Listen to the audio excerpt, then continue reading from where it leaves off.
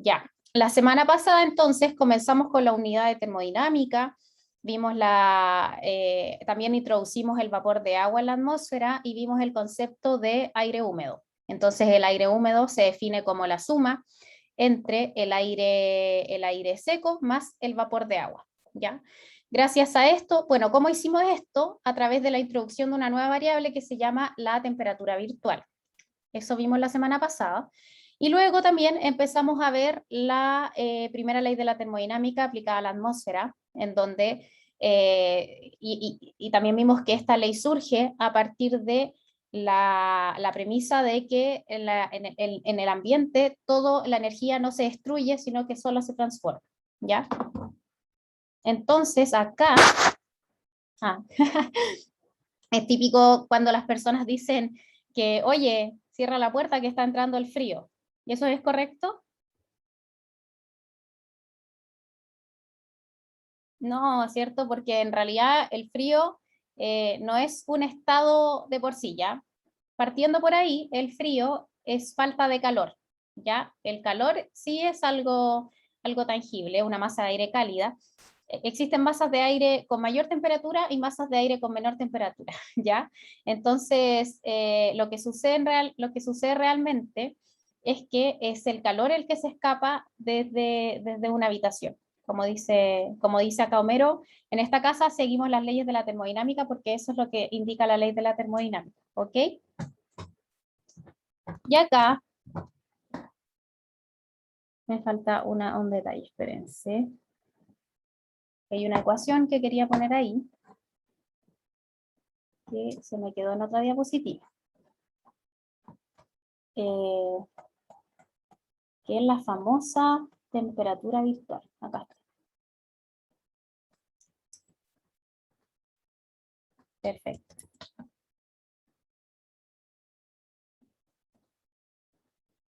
Vale, vamos a ver entonces esto. Ya. Entonces, haciendo un repaso también de lo que hicimos la semana pasada, la temperatura virtual entonces va a ser una variable auxiliar que nos va a permitir utilizar la ecuación de estado considerando la temperatura que tendría el aire seco si es que este aire tuviera la misma densidad que el aire húmedo, ¿ya? O sea, la temperatura virtual es la temperatura que tendría el aire seco si es que este aire tuviera la misma densidad que el aire húmedo y a la misma presión que el aire húmedo, ¿ok? Entonces, si es que recordamos cómo era la ecuación de estado era P igual ρ RT. Esa era la forma que vimos. También se puede escribir de esta manera si es que consideramos que es para una unidad de masa de 1 kilogramo. Es P por alfa, donde alfa es el volumen específico, por R por T. ¿Ya? Entonces, esta temperatura, esto sería, por ejemplo, para el aire seco si es que aquí tuviera un D. Si es que aquí tuviera un D sería para el aire seco, pero ¿qué pasa con el aire húmedo? Bueno, pongo el P del aire húmedo, ¿ya? Por alfa del aire húmedo, porque estos son sumas de presiones parciales, ¿cierto? Entonces P es igual a P seco, está la ley de Dalton, más E, que es la presión parcial del vapor de agua, ¿ya? Y el alfa la misma historia, porque es un volumen. Entonces, la ley de Dalton dice que las presiones y los volúmenes parciales son iguales a la presión y al volumen total. Entonces, alfa D más alfa B. ¿Ok? Entonces, estas dos sería como el aire húmedo. No le vamos a poner ningún índice porque ya sabemos que es del aire húmedo. RD y la temperatura entonces acá, la TB, va a ser la temperatura que tendría el aire seco para poder tener la densidad y la presión del aire húmedo, que serían estas de acá. Entonces, a la densidad y la presión del aire húmedo, el R va a ser del aire seco y la temperatura va a ser la temperatura que considera el vapor de agua. ¿Ya? ¿Todo claro con eso? Y de ahí surge eso. También vimos que si es que nosotros utilizamos esta ecuación, ¿ya? Y consideramos esta premisa de acá abajo, podríamos llegar a esta expresión, a esta temperatura en esta forma. Y también vimos que la temperatura virtual, si es que E es mayor que 0, uy, mi gato se volvió loco. Si es que E es mayor que 0, la temperatura virtual va a ser mayor o menor que la temperatura normal.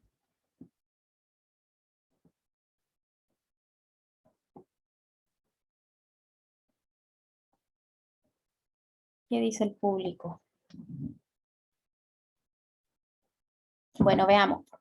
Si es que E es mayor que 0, este término de acá va a ser mayor que, va a estar entre 0 y 1. Entonces va a ser 1 menos algo de 0, entre 0 y 1, y todo el denominador va a ser menor a 1. ¿Ya? ¿Qué pasa si dividimos t por algo que es 0 punto y algo? ¿Aumenta o disminuye?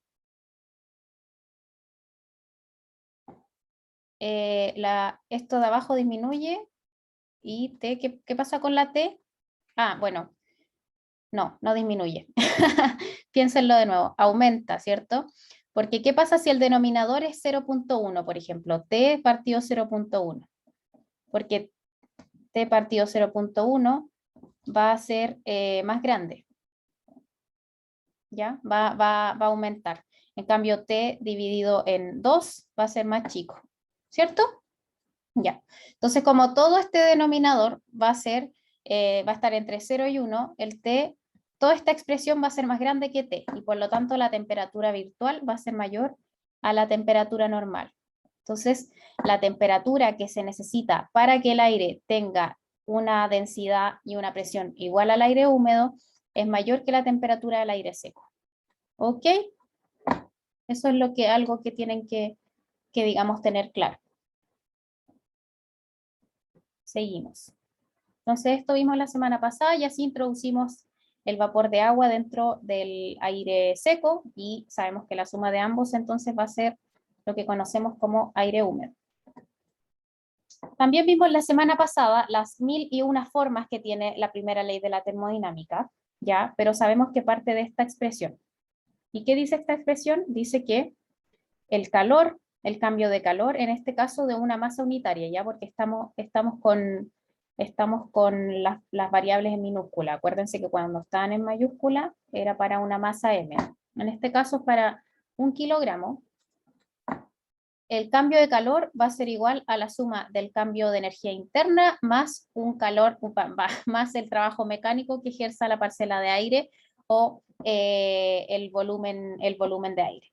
Cuando yo hablo de parcela de aire, chicos, me refiero a un concepto que nosotros utilizamos en meteorología para referirnos a un volumen unitario de aire que no es ni tan grande ni tan chico, ¿ya? No es ni tan grande para poder, por ejemplo, estar afecto a, digamos, a dinámica o a otras acciones más importantes, o por ejemplo, la rotación, una parcela de aire. Ni tampoco es tan chica como para hablar de movimientos moleculares, ¿vale? Entonces, si es que quieren saber más de eso, en el libro hay un ítem en donde explican qué es una parcela de aire en detalle. O sea, en realidad es un párrafo, porque yo hablo todo el rato de parcela de aire como si ustedes supieran de lo que estoy hablando, y me imagino que de repente deben preguntarse qué es eso. Entonces, en el libro piensan lo mismo y saben que todos tienen la misma duda, ¿ya? Ahora, veto a saber dónde, porque este libro es tan gigante, tiene todo resumido, y creo que en termodinámica quizás al principio indican. Bueno, pero ¿les ha surgido esa duda? Imagínense que estamos hablando de una cantidad unitaria de masa. Aquí está. Ya, justo en la materia que vamos a empezar a ver hoy día. Sí, Miguel. Eso de hecho en la página 77 dice el concepto de parcela de aire. Dice, en muchos fluidos, en muchos problemas de fluidodinámica, de mecánica de fluidos, la mezcla es vista como un resultado de movimientos aleatorios de moléculas individuales, ¿ya? En la atmósfera, la mezcla molecular es importante solo en algunos centímetros de la superficie terrestre y en algunos niveles sobre la turbopausa, muy arriba. En niveles intermedios, que es en donde a nosotros nos interesa, la mezcla en la vertical se compone de intercambios de macroescala, conocidos como parcelas de aire, con dimensiones horizontales que van entre algunos milímetros hasta la escala de la Tierra por sí mismo, ¿ya? Dice, Entonces, para referirnos a estos movimientos, es útil considerar el comportamiento de una parcela de aire en dimensiones infinitesimales que se asumen son térmicamente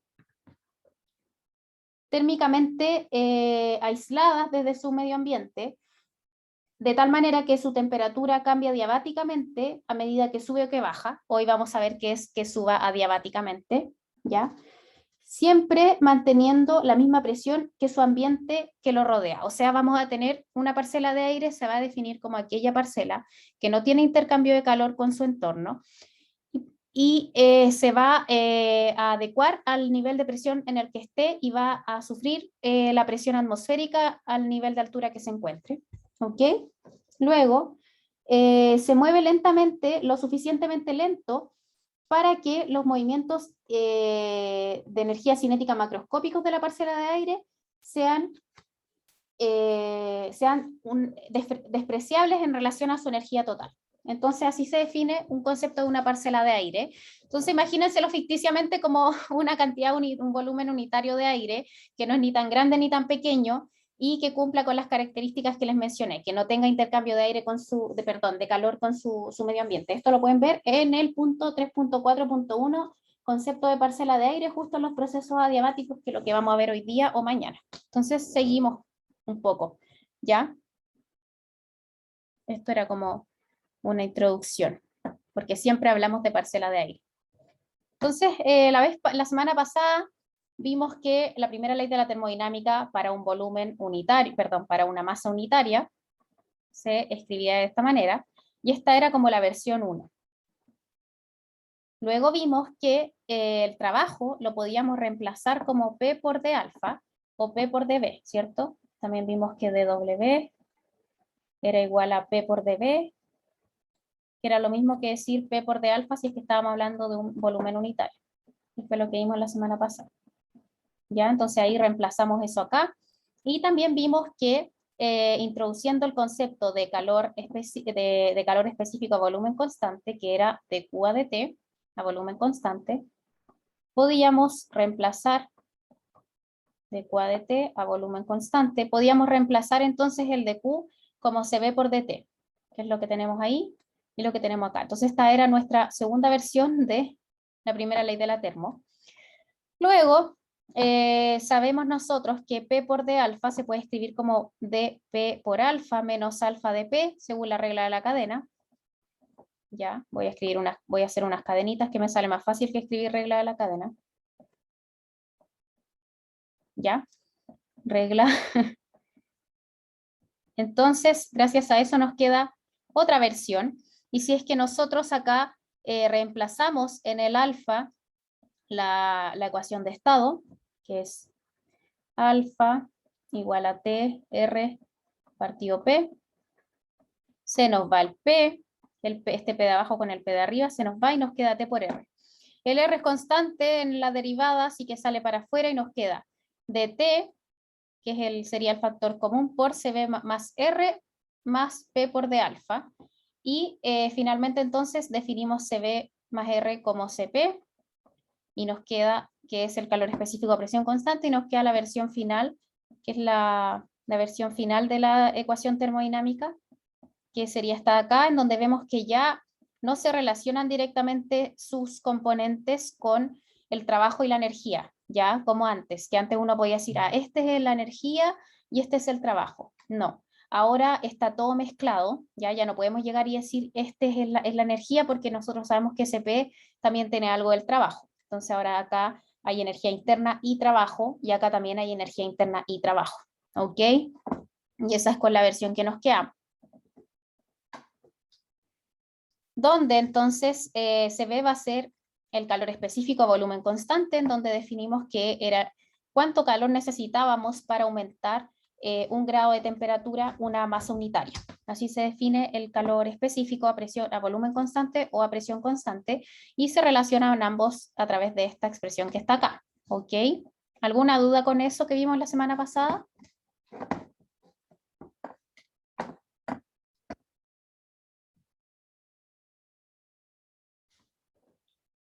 ¿Todo bien? Ya, perfecto. Continuamos. Entonces, vamos a introducir otro concepto utilizando, digamos, las mismas definiciones que hemos realizado hasta el momento, y vamos a introducir un concepto que se denomina entalpía. ¿Ustedes han escuchado hablar de la entalpía o la última vez que lo vieron fue cuando estaban en el liceo? ¿Sí? ¿Les suena, cierto? Sí, yo también. Bueno, yo no, pero me acuerdo que cuando entré a la universidad, Denise, no, tranquila, no hay problema. Entonces, cuando yo entré a la universidad, claro, no me acordaba. Denise, recién empezamos con la materia de hoy. Hasta el momento estábamos recién viendo un repaso, así que tranquila. Vamos entonces a comenzar con la materia de esta semana, que siguiendo la línea de la ley de la termodinámica, entonces vamos a introducir un concepto que se conoce como entalpía, ¿ya?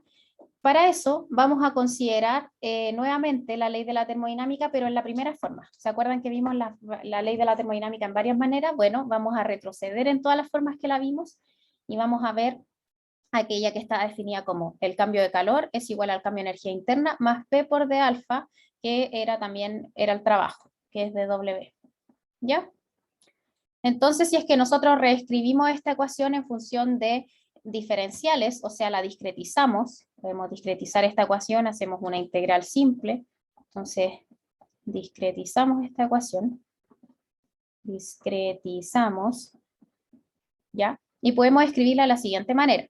El cambio de energía interna va a ser igual al cambio de energía, perdón, el cambio de calor, esto se mide en Joule, el cambio de calor va a ser igual al cambio de la energía interna más P por el cambio del volumen específico. Entonces nosotros podemos reordenar estos factores y tenemos que, por ejemplo, ponemos en un lugar todos los finales, todos digamos, los estados finales, U2 más P por volumen específico 2, menos U1, o sea, menos la mezcla de U1 menos P por volumen específico 1. Y así tenemos una nueva definición, ¿ya? Donde U menos P por volumen específico va a ser igual a la entalpía, ¿ya? Entonces esto de acá va a ser la entalpía y gracias a eso vamos a poder escribir la primera ley de la termodinámica de esta manera. Entalpía. Vamos a poder escribir el diferencial el de Q como un dH. ¿Ya? Entonces, si es que de Q es igual a un dH, ¿ya? Donde H va a ser igual a U más P por alfa, entonces nos va a quedar que dH va a ser igual a du más dP por alfa.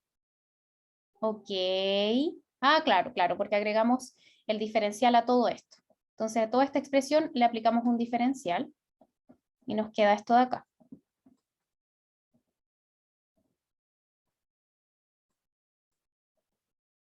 ¿Ya?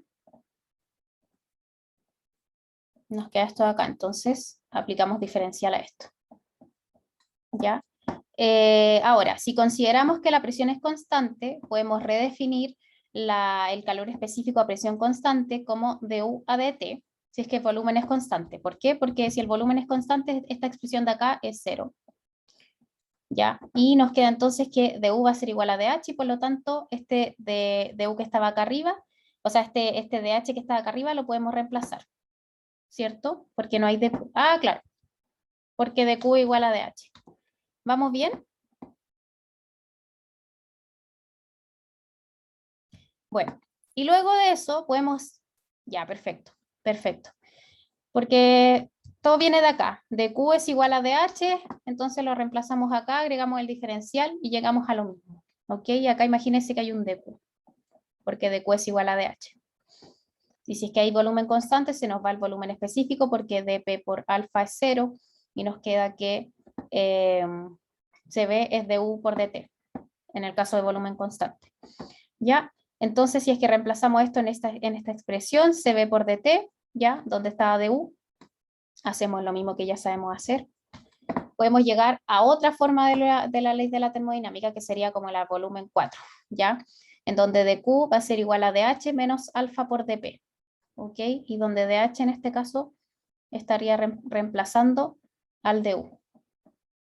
O en realidad no directamente, no directamente. Borrador. No directamente, porque, a ver,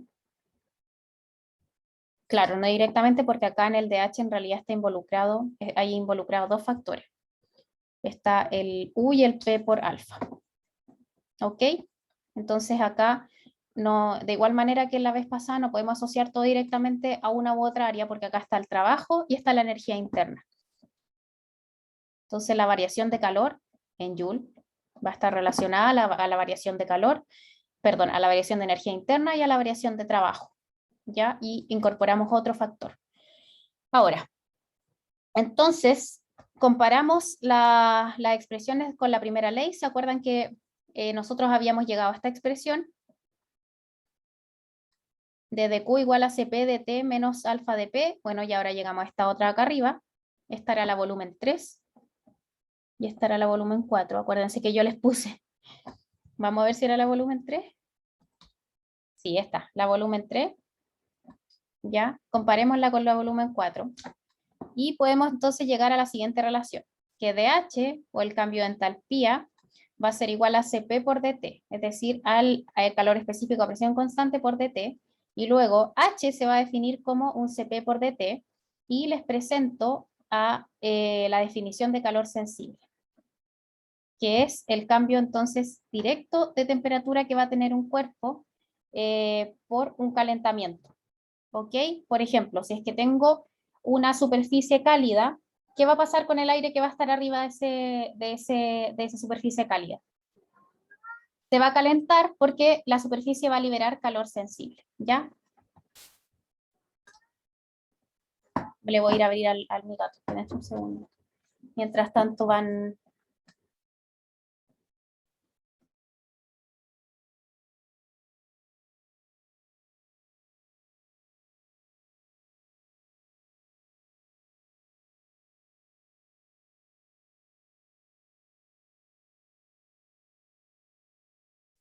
Ya, perfecto. Entonces,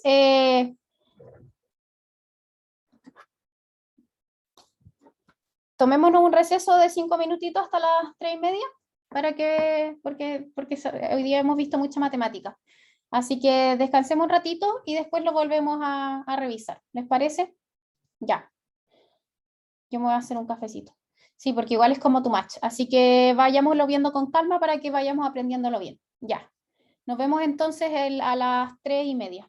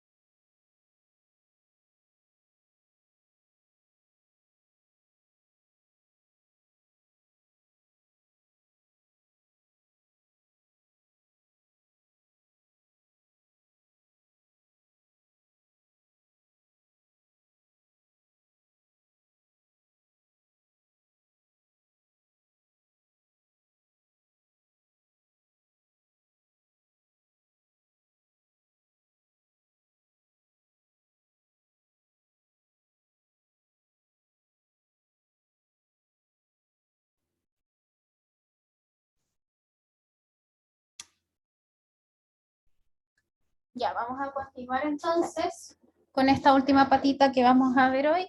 Así mañana yo creo que vamos a ver ya el concepto de procesos adiabáticos. ¿Ya? Y con eso vamos a introducir el concepto de temperatura potencial. Y yo creo que hasta ahí vamos a cerrar para poder tener la prueba la próxima semana, no, la próxima semana de receso, la semana después del receso, ¿ya? Entonces ya la materia que vamos a ver hasta mañana va a entrar hasta en el control y después del receso vamos a tener un día martes en donde idealmente vamos a ver solo ejercicios, ya el día anterior a la prueba. Vamos a hacer un repaso y vamos a ver ejercicios para que ustedes puedan preparar la prueba, ¿ok? Entonces sí, seguimos. Bueno, introducimos el concepto de entalpía, ¿ya? Y gracias a la introducción de concepto de entalpía, que va a ser el cambio de la energía interna más P por el valor por el volumen específico, sabiendo que todas las expresiones son estaciones de estado, por lo tanto podemos diferenciarlas. Ya las podemos diferenciar y nos queda de esta manera, ya que es lo que estábamos viendo hace poco. También nosotros al diferenciar podemos separar esto de acá, que nos queda de P por alfa más por alfa y de alfa por P. Ya, esto lo podemos separar, etcétera. Y sabemos entonces que CB se define como un du sobre T en el caso de presión constante, ya, porque dQ es igual a du cuando estamos en presión constante, ¿cierto? Según la primera ley de la termodinámica. Entonces ahí podemos reemplazar el U ahí. Y entonces podemos, digamos, reemplazar en esta ecuación de acá arriba. Entonces, dQ va a ser igual a CB por dt, eso viene de ahí, más de P por A, que es lo que está acá, menos alfa de P, que sería esto de acá. Entonces así llegamos a la siguiente expresión, a que dQ es igual a dH menos alfa de P. Y esta es la versión 4 de la ley de la termodinámica. Presión constante significa que el trabajo realizado por el sistema es nulo. No necesariamente, porque a volumen constante el trabajo va a ser nulo, sí. Eso tendríamos que ir al principio. A presión constante, nosotros ya separamos esta expresión. Entonces ahí sí tenemos un dP, pero inicialmente en la primera en la primera versión de la termodinámica lo veíamos de esta manera, como P por D alfa.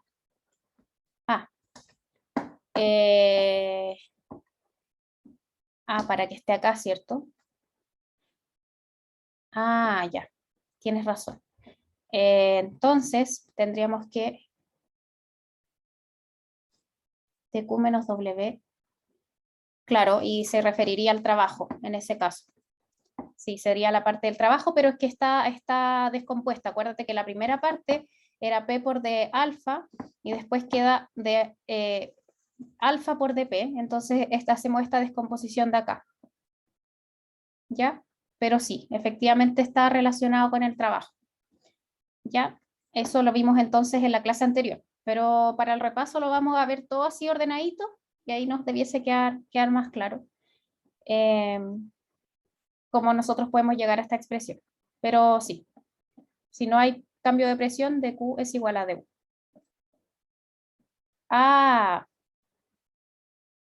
Ya. Es que esto no va a presión constante, Miguel. ¿Te diste cuenta? ¿Quién se dio cuenta del error? Sí, claro, yo decía, pero ¿por qué? Claro, es volumen constante, está mal escrito.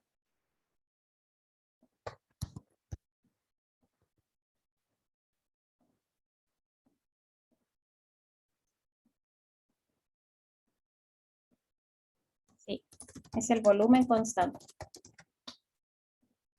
Ahí sí, Miguel. Con razón yo también no entendía, decía, pero ¿por qué? Entonces sí, está relacionado que no hay trabajo.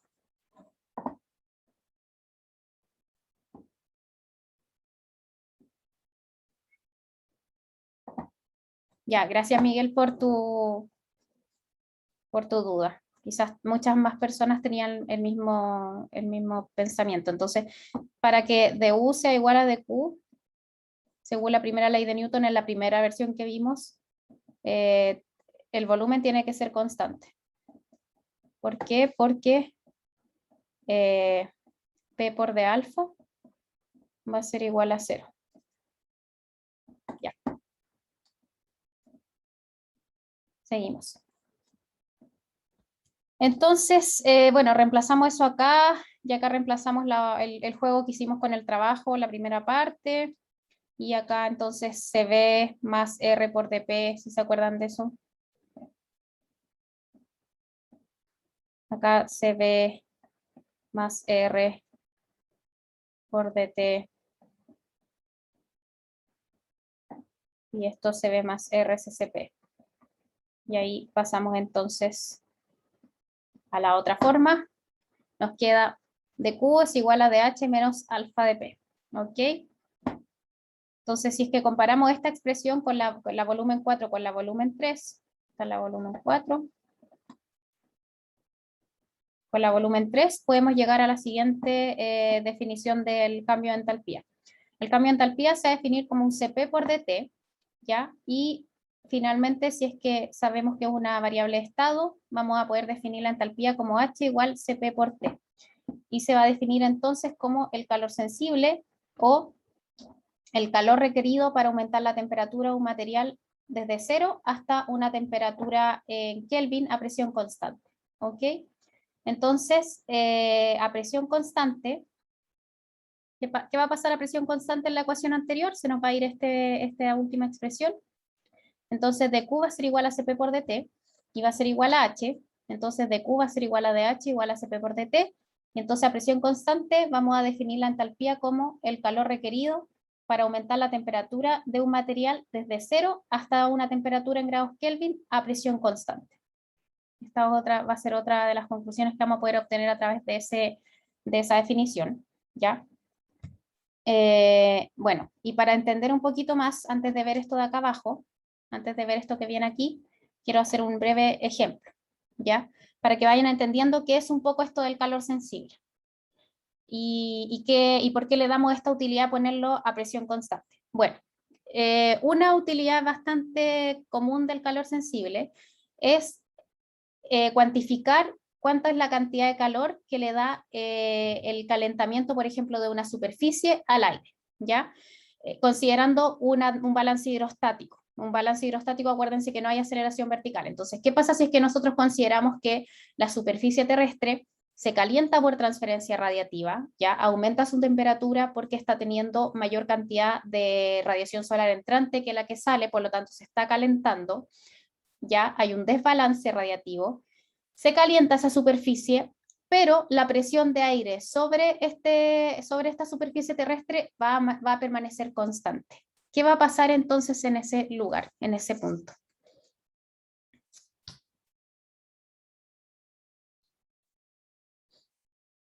¿Ya? Va a aumentar inmediatamente entonces, como no va a aumentar la presión, va a aumentar la temperatura. Exacto, Miguel. Va a haber transferencia de calor desde el suelo hacia el aire por concepto de liberación de calor latente. ¿Ya? No va a haber entonces un cambio mecánico, sino que va a haber netamente un aumento de entalpía en ese lugar y en consecuencia va a haber un calor añadido al aire por el hecho de haber aumentado esta entalpía. ¿Ok? Va a haber una liberación de calor sensible. Y ustedes dirán, ¿pero dónde veo eso yo? Si en realidad no creo que sea verdad. Bueno, si es que nosotros vamos a cualquier libro de flujos radiativos en la superficie, mi libro favorito es el Hartmann. Este. Si es que ustedes van a cualquier libro, que es lo que vimos de hecho la clase pasada, o sea, perdón, el semestre pasado, pudimos ver que el calor sensible es un flujo que tiene bastante importancia a nivel local, No sé si se acuerdan que tuvieron que hacer unos gráficos en donde tuvieron que calcular el calor sensible. ¿Ya?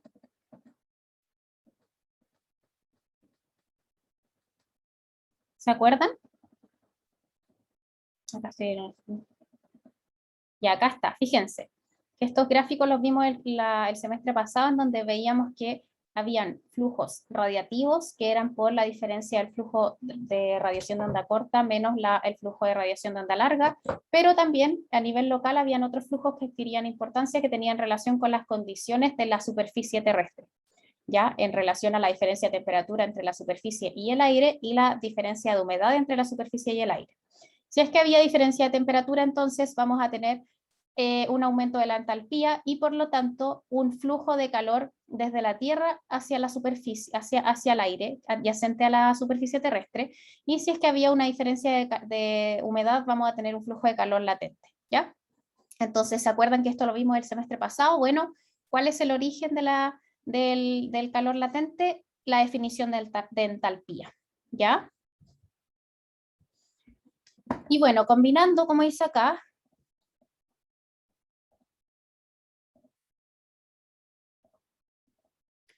combinando las siguientes definiciones, nosotros sabemos que el geopotencial se define como el diferencial de geopotencial va a ser igual a G por dz. Este va a ser el geopotencial, que si se acuerdan, era la energía potencial que se necesitaba para aumentar una masa de aire una altura z. El geopotencial va a ser igual a G por dz, y si es que consideramos el uso de la ecuación del balance hidrostático, de P sobre dz va a ser igual a menos rho por G. Entonces también podemos esto reescribirlo en la manera de P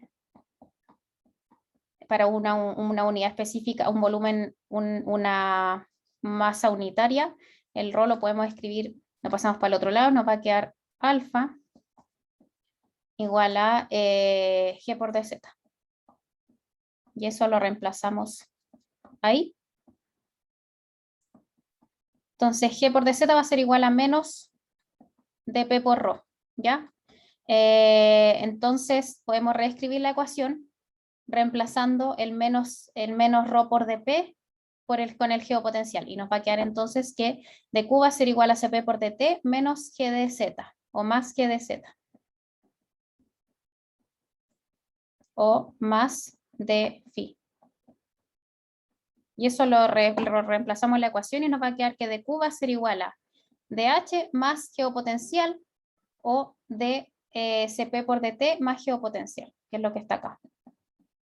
¿Ya? Y esta sería como la versión 5 de la primera ley de la termodinámica, que en este caso lo que hacemos es introducir el concepto de energía en el término este, que ya no necesariamente es un término de trabajo, porque como les dije, este término ya está deconstruido. ¿Ya? ¿Tienen alguna duda hasta el momento? Esta materia está específicamente en la página 75 y 76, ¿ya? Entonces acá efectivamente aparece, por ejemplo, el ejemplo en donde uno calienta una superficie y la superficie va a añadir energía al aire que está sobre él por un incremento de la entalpía o de calor sensible. ¿Ok?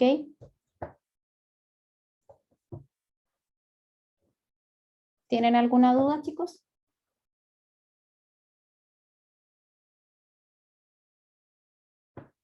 Entonces acá en el libro dice que esta expresión en donde nosotros incorporamos un G de Z involucra ahora la capacidad de poder evaluar una parcela de aire no solamente en un mismo nivel de altura, sino que también con, digamos, con cambios en la altura, porque el geopotencial es la energía potencial que se asocia a cambios en la altura, en la atmósfera, ¿cierto?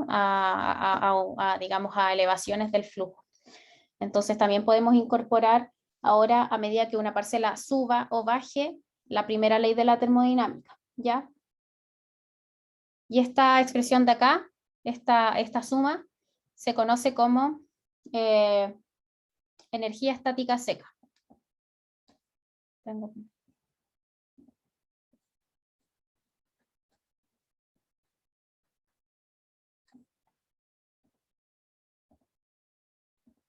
Esta expresión de acá se conoce como energía estática seca. No, ya llega un punto en que ya no puedo escribir tan bien.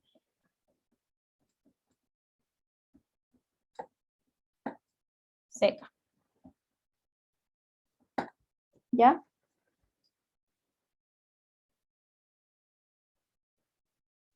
Profe, disculpe, le quería preguntar en la ecuación anterior a la que estábamos viendo, no ¿Ya? en la diapositiva anterior, sino en la ecuación nomás, había un error de tipeo, era un más en vez de un menos, ¿o no? Ya. Le puso un más.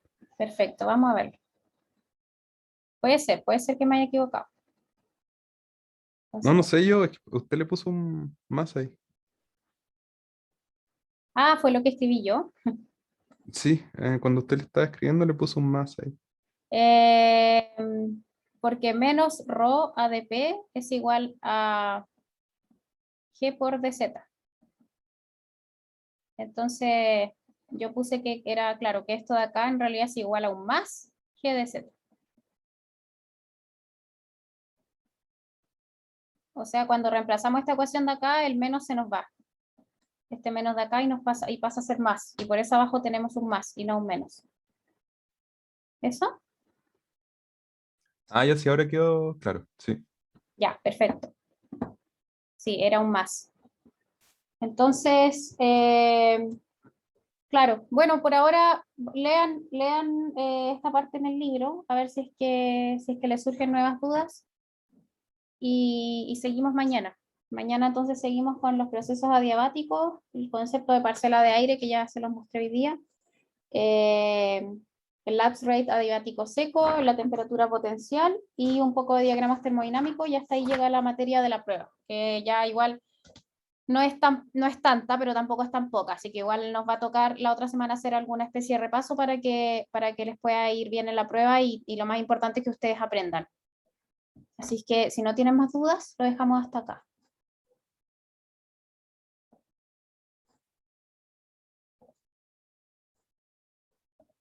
Dejé